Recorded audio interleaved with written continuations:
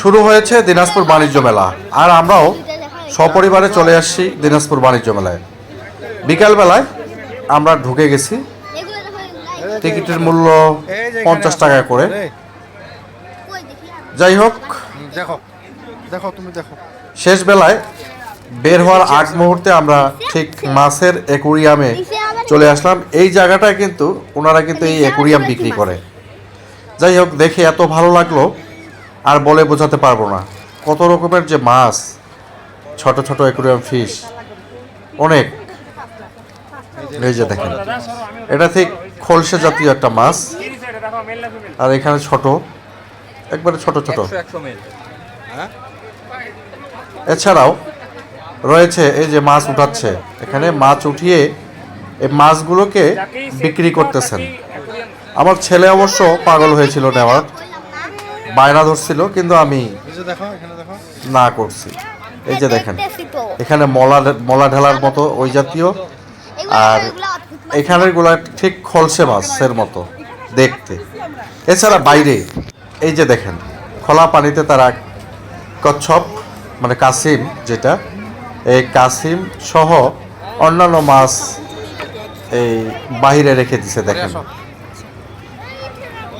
অনেক সুন্দর লাগতেছে লাইটিং এর কারণে, লাল, হলুদ, বেগুনি, এক কথায় সবুজ সহ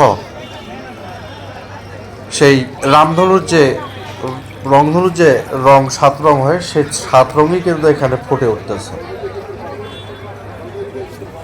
আপনারা যারা দিনাজপুরের আশেপাশে আছেন, অবশ্যই এই দিনাজপুর বাণিজ্য মেলা ভিজিট করবেন এবং সেই সঙ্গে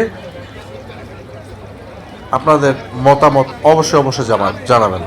আমার আরও ভিডিও করা আছে, ভিডিও বড় হবে দেখে শুধু এই অ্যাকুরিয়ামের ভিডিওটাই আমি আজকে এই এক পার্ট করে ছাড়লাম। এরপরে অন্য পার্ট আসবে, যেমন জুস বার, তারপরে হলো রাইড।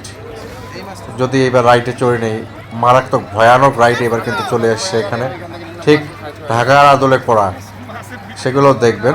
যাই হোক, আপাতত আজকে মাছ এই অ্যাকোরিয়াম ফিশগুলোই দেখে আজকের মতো আমি বিদায় নিব।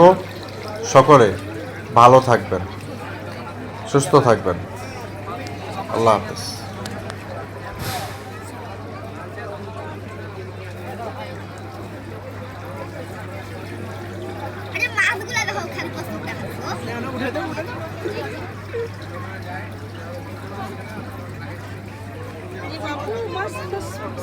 এই যে